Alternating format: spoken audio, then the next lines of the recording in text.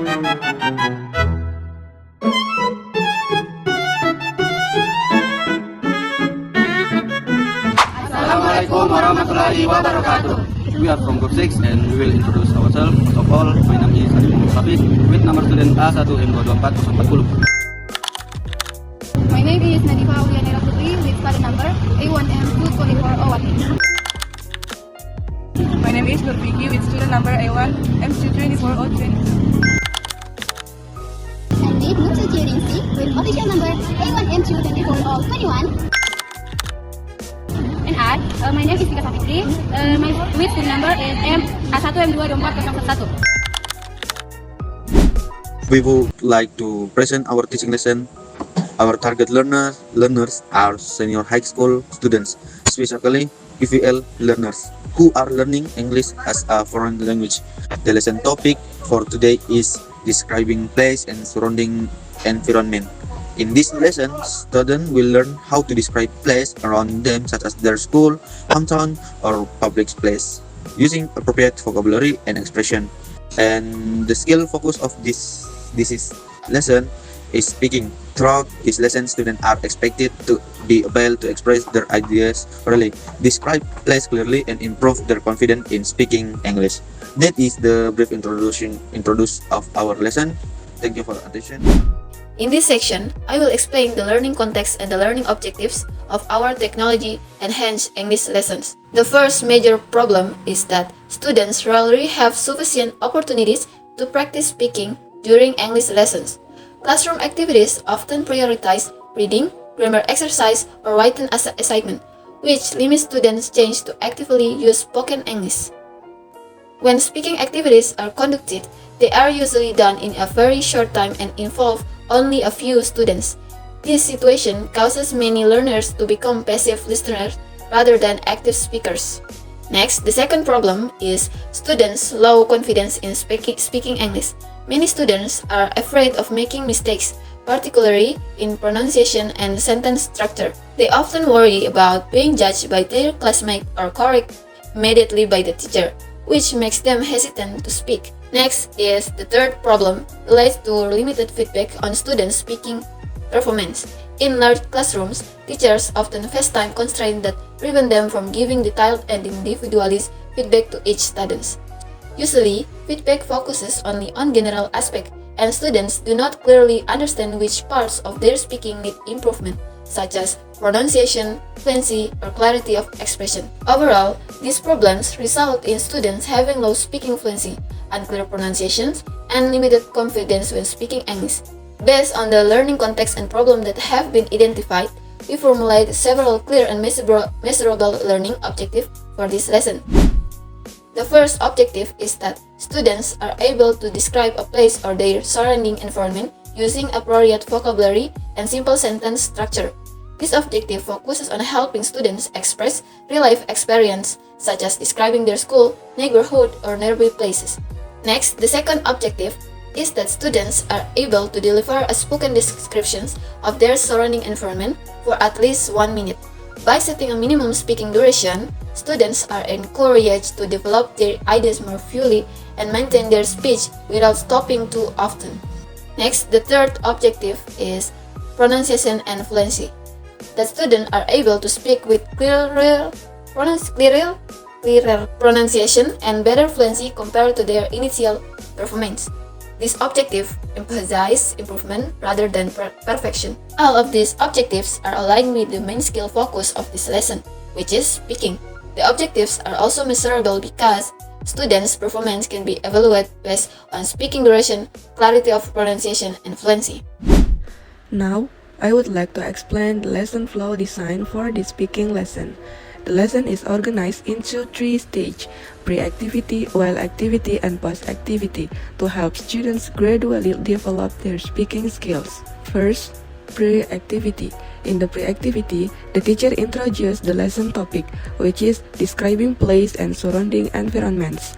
Students are asked to recall familiar place such as their school, hometown, or neighborhood to activate their prior knowledge.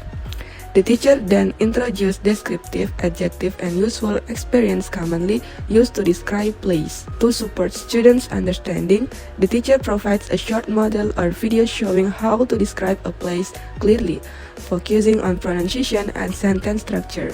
At this stage, students act as active listeners and prepare themselves for independent speaking practice. The second, while activity.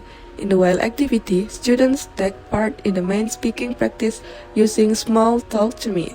The teacher explains how to access the platform and guides students to select the course, your environment, describing it with adjective. Students are then asked to describe their city, school, or surrounding environment by speaking directly to the system. Through this activity, students can practice speaking without the pressure of performing in front of their classmates. After recording their response, students receive immediate AI-generated feedback, especially on pronunciation and fluency. And the last, post-activity. In the post-activity, the teacher provides general feedback by summarizing common strengths and areas for improvement observed during the lesson. Instead of focusing on individual mistakes, the teacher addresses recurring issues to maintain a supportive learning environment. Students are also guided to reflect on their speaking performance by identifying what they did well and what they still need to improve. Now, I would like to demonstrate the technology used in this lesson and explain how it supports student speaking practice. As you can see on the screen, this is the Smalltalk2Me website. This platform provides various speaking exercises and AI-generated prompts that allow students to practice speaking independently. And now, we move to the courses library. Here, students can choose speaking courses based on their level. The courses include several topics, like general speaking, asking questions, daily life stories, and many more. Because our lesson topic is describing places and surrounding environments, we select the third course. In the first, students are asked to watch a short video about how to describe cities and places. The purpose of this video is to introduce examples of descriptive language and provide students with a model of how to talk about places effectively. While watching the video, students are encouraged to pay attention to how adjectives and descriptive phrases are used. To help students organize their ideas, they follow a guided plan provided in the platform. First, students describe the location of the city or place. Next, students describe the appearance of the place using descriptive adjectives. And then, students explain the overall atmosphere of the place, like for example, whether it is vibrant, peaceful, or busy. And students also describe available facilities such as parks, restaurants, or public transportation. And then finally, students share their personal opinion about the place, including what makes it unique or special to them. After preparing their ideas, students record their speaking response directly on Smalltalk2Me. And then, the AI will listen to the student's speech and analyze their performance. After students finish recording their speaking, Smalltalk2Me provides detailed AI-generated feedback on their performance. For example, the system shows students' confidence level, indicating how understandable their speech is to native speaker. It also highlights strengths in areas such as the use of phrasal verbs, grammar complexity, variety of synonyms, and coherence through linking words. This platform also provides a model of how a native speaker might express the same idea. The platform also offers vocabulary suggestion, especially by replacing basic words with more descriptive adjectives. Okay, I will continue with the material on analysis of the SAMR, substitution, augmentation, modification, and redefinition. Model is essential to understanding the extent to which technology changed the learning experience. Okay, why is this project in the modification stage? In the SAMR framework, the modification stage is the first result of transformation, not just improvement. A project is said to be in this stage because task reducing technology does not simply replace all tools, but significantly change the way tasks are formatted. Without this technology, the tasks will not be able to be carried out in the same way. Interactive and collaborative funds. Typical at this stage, students do not just consume content but create something that allows for instant feedback or collaboration that transcends the physical boundaries of the classroom. Example indicator. If your project involves the use of tools such as short documents for real-time peer review, the creation of free interactive instructional video, or the use of digital simulation to test hypotheses, then it falls under the modification category. The K, focus on the argument that the technology you are using enables significant functional change to the tasks that would not be possible with conventional tools, such as paper and pen. Now, I would like to explain the reflection part of our project.